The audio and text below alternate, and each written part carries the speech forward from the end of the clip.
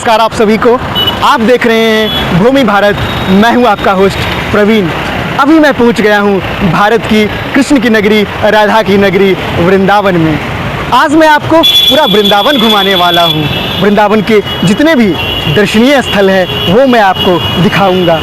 अगर आप वृंदावन आना चाहते हैं, वृंदावन घूमना चाहते हैं तो ये वीडियो अंत तक ज़रूर देखें।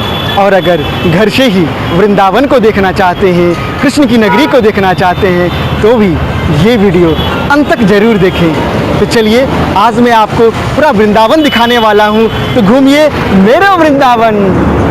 वृंदावन है राधे कृष्ण की नगरी। नगरी है वो भक्त की जो दीवाने हैं कृष्ण के, राधे के और अपने सनातन के। बचपन तो आपने बहुत देखा होगा, लेकिन ऐसी बचपन जिसे देखने और सुनने की चाहत प्रत्येक कृष्ण भक्त को होता है। तो आइए चलते हैं वृंदावन की रास्ते को दर्शन करते हुए, हम आपको वृंदावन घुमाते हैं। वृंदावन में सबसे पहले हमने वैष्णो माता जी का दर्शन किया।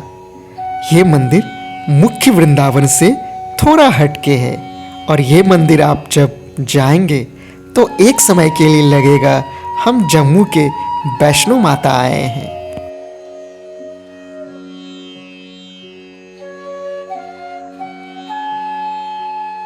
वैष्णो माता जी का दर्शन करने के बाद इसी रास्ते में ठीक बगल देवकी नंदन जी के प्रियकांतु जी महाराज का दर्शन करते हुए अब हम आगे बढ़ गए। अब हम जाएंगे प्रेम मंदिर, जो वैष्णो माता मंदिर से 5 से 7 किलोमीटर की दूरी पर है। आपको बता दूं, वृंदावन की समस्त मंदिर 8 से 10 किलोमीटर के अंदर ही है। ये भक्तों, अब चलते हैं प्रेम मंदिर। ये प्रेम मंदिर है।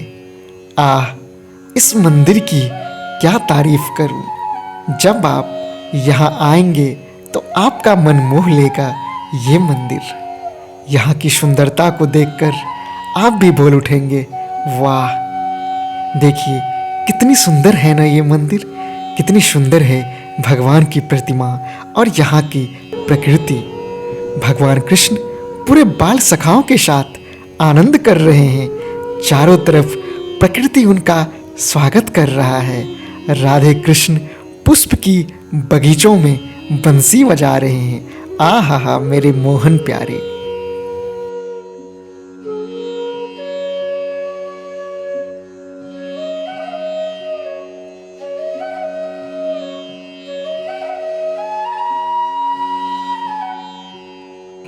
जब आप मंदिर के गर्भगृह जाएंगे तो आपको बहुत खूबसूरत राधे कृष्ण की मनमोहक मूर्ति दिखेगी, जिसे देखते ही आप हैरान हो जाएंगे। जब आप यहाँ आते हैं तो थोड़ा वक्त ज़रूर दीजिए, ताकि आपको मन को शांति मिले और थोड़ा परिवार के साथ, दोस्तों के साथ फ़ोटो लीजिए, आनंद लीजिए और मेरे साथ बोलिए राधे राधे। अब हम लोग जाएंगे निधिवन। सुबह का 11 बज रहा था। धूप बहुत तेज़ थी और हम एक ई रिक्शा पर बैठ गए और प्रेम मंदिर के लिए निकल गए। प्रेम मंदिर से निधिवन 3 से 4 किलोमीटर की दूरी पर है और 10 मिनट लगा हम आ गए निधिवन। यहाँ की भीड़ तो ज़्यादा था, लेकिन हम चल दिए। धूप और भी बढ़ रहा था। जैसे जैसे धूप बढ़ रहा था वैसे वैसे भक्तों की संख्या भी बढ़ रहा था। आपको पता है, वृंदावन में निधिवन एक अत्यंत पवित्र, रहस्यमयी धार्मिक स्थान है। मान्यता है कि निधिवन में भगवान श्री कृष्ण एवं श्री राधा जी आज भी अर्धरात्रि के बाद रास रचाते हैं। रास के बाद निधिवन परिसर में स्थापित रंग महल में शयन करते हैं। रंग महल में आज भी प्रसाद माखन मिश्री प्रतिदिन रखा जाता है।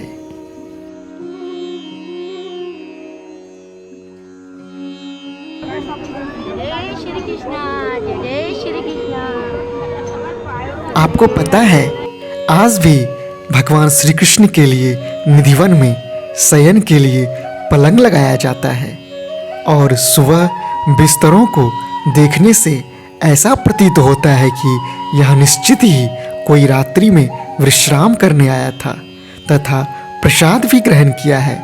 लगभग 2-2.5 एकड़ क्षेत्रफल में फैले निधिवन के वृक्षों की खासियत यह है कि इनमें से किसी भी वृक्ष के तने सीधे नहीं मिलेंगे तथा इन वृक्षों की डालियां नीचे की ओर झुकी हुई तथा आपस में गुथी हुई प्रतीत होते हैं। निधिवन जी का दर्शन करने के बाद हम दर्शन करेंगे युगल घाट जी का। युगल घाट जी का दर्शन करने के बाद हम दर्शन करेंगे युगल किशोर जी का। ये मंदिर युगल किशोर जी का है, तो आइए युगल किशोर जी का दर्शन करें, फिर हम यात्रा को आगे बढ़ाएंगे। राधे राधे कहते अब हम लोग जाएंगे श्री राधा वल्लभ लालजू महाराज के मंदिर में। भक्तों, कहते हैं राधा वल्लभ जी का दर्शन दुर्लभ होता है। मैं तो सोचा था आज दर्शन कर ही लेंगे, लेकिन जब मैं अंदर गया तो भक्तों की भीड़ का क्या कहना। एक समय के लिए तो लगा आज दर्शन तो दूर, नजदीक भी जाना संभव नहीं है। लेकिन मेरी राधा रानी की कृपा देखो भक्तों, राधा वल्लभ जी पे चढ़ाए प्रसाद स्वरूप पुष्प भी मिल गए। मैं एक गोपनीय बात बताऊं आपको, जब आप यहाँ आते हैं तो राधा रानी जी से अर्जी लगा लेना और कहना, माते मुझे कुछ आपका प्रसाद तो चाहिए ही, और दर्शन तो उससे भी पहले, नहीं तो मैं नहीं जाने वाला। किशोरी जी कृपा करेंगे तो भगवान स्वयं आ जाएंगे और दर्शन भी देंगे इसी मंदिर में, और आपको पता भी चल जाएगा। भक्तों, अंत में इनका दर्शन करना और आशीर्वाद लेना नहीं भूलें। ये हैं कृष्ण के अनन्य भक्त और ठाकुर जी के सेवक श्री हित मोहित महाराज जी महाराज। चलिए भक्तों, अब हम जाएंगे बांके बिहारी मंदिर। उससे पहले ये भीड़ देख रहे हैं, ये वृंदावन की गलियां हैं, ये कृष्ण की गलियां हैं भक्तों। भक्तों, ये भीड़ तो कुछ नहीं है, आज तो खाली है, क्योंकि हमारे कृष्ण के दीवाने इतने हैं कि पूरा भारत भरा पड़ा है, विश्व भरा पड़ा है। और हाँ, आपसे एक विनम्र निवेदन है, एक बार वृंदावन का प्लान जरूर कीजिए, परिवार के साथ कीजिए, और हाँ, हमारे कमेंट्स बॉक्स में लिखिए कब आ रहे हैं मिलने ठाकुर जी से। भक्तों, ये है बांके बिहारी जी का मंदिर, और आपको बता दूं राधा वल्लभ जी का मंदिर, बांके बिहारी जी का मंदिर आसपास ही है। भक्तों, जैसे जैसे हम मंदिर के पास गए, भक्तों की संख्या इतनी ज़्यादा थी, हम मंदिर के अंदर नहीं जा सके। तो एक बात बताऊं आपको, जब आप बांके बिहारी जी का दर्शन कर लेते हैं तो आपके अंदर वो प्यार छलकेगा, आप कहीं पे रहें, वृंदावन आपको आना ही पड़ेगा। राधे राधे कहते अब हम लोग जाएंगे रसिक बिहारी जी का मंदिर। भक्तों, जब हम रसिक बिहारी जी के मंदिर गए तो पट बंद था, क्योंकि हमारे बिहारी जी शयन में थे।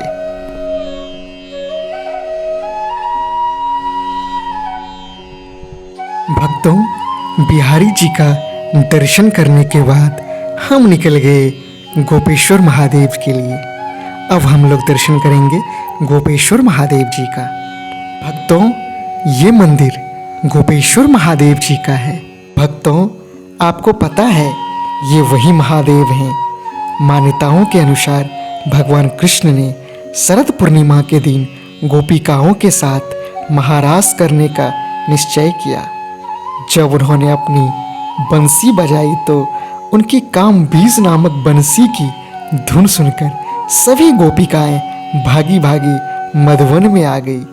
इसी बीच उनकी बंसी की धुन को सुनकर तीनों लोग भी गुंजायमान हो गया और ये धुन महादेव ने भी सुनी तो वो भी माँ पार्वती सहित धरती पर महारास में शामिल होने के लिए आ गए। हालांकि महादेव को गोपियों ने अंदर नहीं जाने दिया क्योंकि गोपियों ने कहा, हे भोलेनाथ, यह महारास है, यहाँ श्री कृष्ण के अलावा किसी पुरुष को प्रवेश नहीं मिलेगा।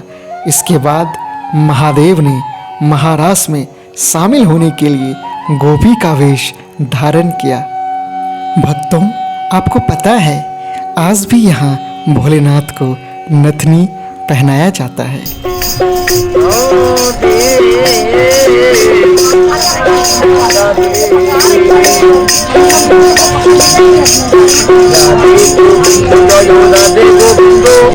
अब हम लोग देखने वाले हैं चीरघाट।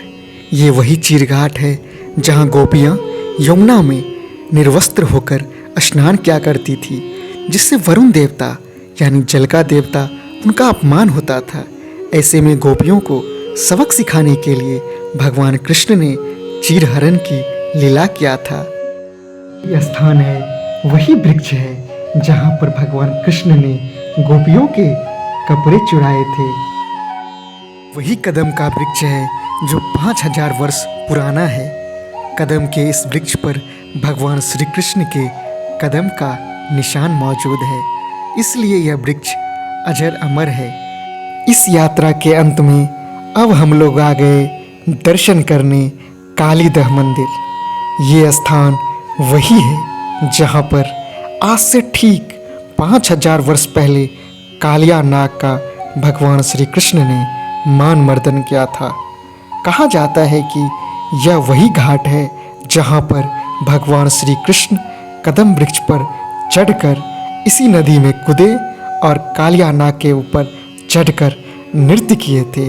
यमुना नदी को कालिया नाग के जहर से मुक्त किए थे।